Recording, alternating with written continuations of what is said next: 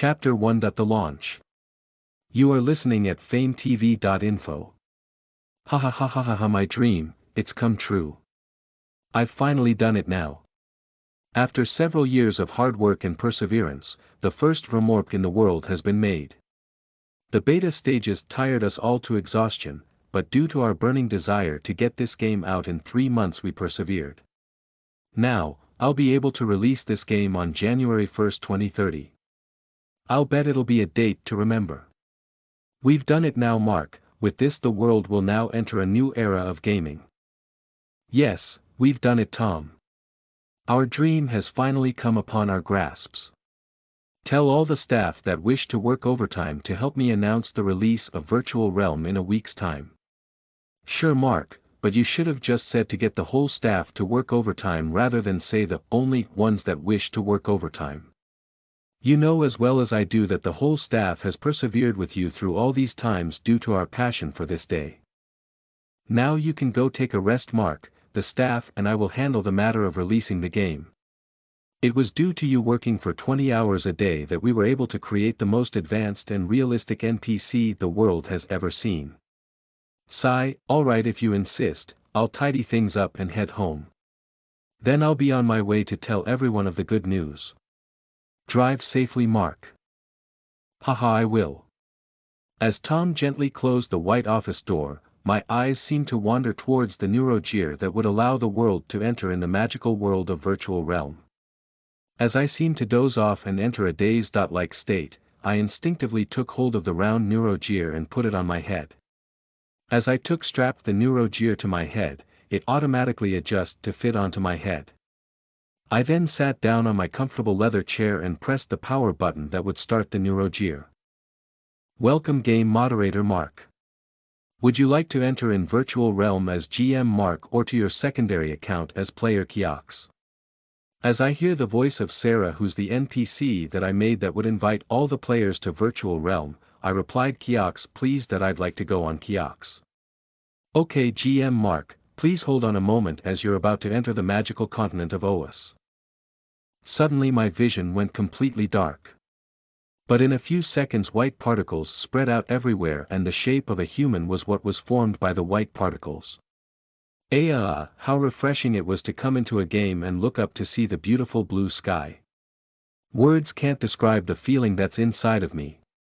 Since I'm a game moderator and made the game, I can't recall a time where I wasn't bored of looking up to the sky. The breeze that's traveling south and the birds that's flying along with the direction of the wind made it so realistic. There are so many times where I asked myself if I was the one responsible for making this game. As I got a hold of myself, I turned right and walked towards to Sinister Woods. The Sinister Woods was an area that was east to the holy capital of Vera. It was an area filled with earth-type magical beasts. The woods was an area of about 136 miles from north to south and only 24 miles from west to east. I stared straight to the east and in a moment teleported about 12 miles to reach the middle of the woods. Due to being a game moderator, I'm able to have 2 accounts. My GM account and my player account. Since players would definitely recognize my player account Kiox as GM Mark, I changed the appearance of Kiox to an average-looking Caucasian guy. Usually the system would register your real-life appearance, but I used my GM powers to make Kiox an average-looking guy who's 5 feet 10 inches with blue eyes and black hair that stuck up. I've got to say I felt like that one old anime character I used to watch as a kid called Goku with the hairstyle I had going on. If I dyed my hair blonde, I'd surely look like a Super Saiyan. Appearance was not the only thing that I tampered with on Kiox. I also gave Kiox the ability to teleport and a special one-of-a-kind hidden class. Otherwise, Kiox was just like any other game character. As I stared at the biggest tree in Sinister Woods, which was about 300 feet tall, I placed my right hand on the tree and was immediately at once teleported again and was at a large underground building beneath the tree. It was a secret hideout that the staff and I made so that we could work inside the game and immediately respond to the beta testers whenever a problem appeared in the system. We would then look at the problem in the game and then come back to our base and address the problem. Of course the staff and I were weary that a player could somehow come upon the tree and find our secret base. So that's why we added a program where only the game developers could enter. Since everyone's fingerprint were different from one another, there wasn't too much to worry about after we implemented that scanner on the tree trunk. Though without it, I doubt there were even any that could travel this far in sinister woods alive within a 2-week time frame that we conducted our beta testing.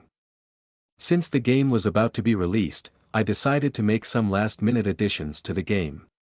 I headed towards the control panels located along the 20-foot by 20-foot wall.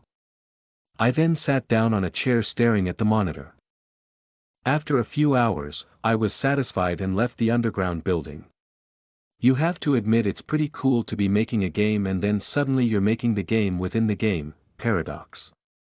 I then teleported back to the holy capital city of Vera so that I could be there to greet the players and give them a nice long speech during New Year's. The date that virtual realm would be officially launched. I then decided to log out of the game with a huge grin upon my face.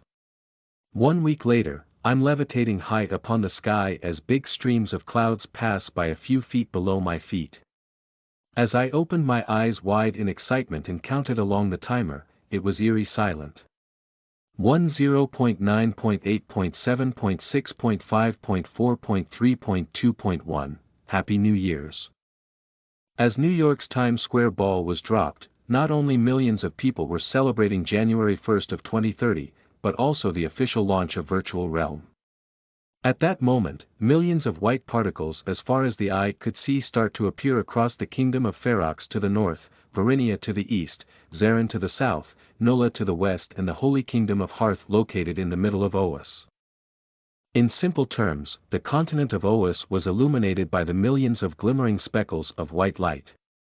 As I watched the expressions of people's faces with startled expressions and appreciation towards the reality aspect of the game, I couldn't express how joyous I was at that moment. I literally felt like bursting into human goo from the happiness that engulfed me. Thousands of people pre-ordered the Neurogear during the beta phase, but after the beta phase, millions of people went online or to nearby gaming stores to buy the Neurogear. The streams that was shown by the beta testers completely mesmerized the world. People everywhere were trying to get their hands on the Neurogear that would let them play the very first Vermorp ever made. Due to the unexpectedly high number of orders the company was receiving, we ran out of Neurogears and had to work up a deal with several manufacturing companies to make Neurogears in the millions. As over 300 million people bought the Neurogear in total across the globe, the staff and I were completely ready to greet the millions of people that would arrive to try and get a head start on the game. We had the server backed up and made sure it could handle the millions of people that would be online. It'd be a shame if the server of a game crashed on the very first day. The players would then surely cast doubts and run back to the counters to return their Neurogear. Not only is that bad for the game developers, me, but also the stores across the globe. I'd probably have to give my grievances to all the employees that would have to work overtime right after Christmas. Like everyone knows, people run back to the stores to return their gifts right after Christmas. When the gift they bought isn't satisfying for their kids, they return to the store to get their money back. Let's just say those were bad memories. My advice: never work at an appliance store, much less a toy store right after Christmas. 10 minutes later, it was the designated time to make my announcement, and so I flew down lower for all the players in the holy capital of Vera to see. As for the rest of the continent, a screen appeared across everyone's face and what appeared before them was an Asian male who wasn't too bad looking with ruffled hair and a nice stature. The young man around the age of 25 stood with a straight back and dignified manner as he was levitating on top of the sky. Though what really made him more stunning was the white paladin armor that gleamed as the sun shined upon him. Who is he? A boy around the age of 15 says. I think I've seen him somewhere before, says another. You idiots, it's the game developer who made this game, shouts another. Hello ladies and gentlemen, my name is Mark. The crowd of people who were recently bickering and chirping like birds just moments ago grew silent. I am the game developer who made this game. Swoosh, the sounds of a light breeze could be heard due to the silence caused by one individual levitating on top of the clouds. I hope you all have a wonderful time on the magical continent of Oas. Explore the wondrous unusual landscape, engage in exhilarating battles and make new friends and foes. In the blink of an eye the figure disappeared into thin air. After a short moment, people were either cheering, clapping, or laughing at how short of a speech it was. Much less, if it could even be called one. The players then all scattered about as they started to do their starting quest around the city. You're as great as always, Mark. Don't joke around with me, Tom. I almost died when I saw how much people stared at me from below. Yes, and because of that you gave a 20-second speech, ha ha ha ha ha. Shut up, you know that I'm not that good at talking to people, much less talking in front of millions. That's also the reason why it's always you that talk and give orders to the staff, not me. Ha ha ha ha ha ha ha, oh man. Ha ha ha ha ha ha ha. Well, since I'm now in a bad mood because of you rubbing it in my face, I'll be going on kiosk now. Alright Mark, take care. I'll be on my way to the others and ask them what they think of that speech you gave. Ha ha ha ha ha ha. That I hope you stumble and fall down the stairs. Okay Mark, I'll be going on the elevator for just today then. As Tom left and shut the white office door, the sound of laughter could still be heard. One of these days it'll be me that gets the last laugh. I quickly grabbed the Neuro Gear and placed it on top of my head and turned on the power button. Listen to the full novel at FameTV.info, direct link in the description.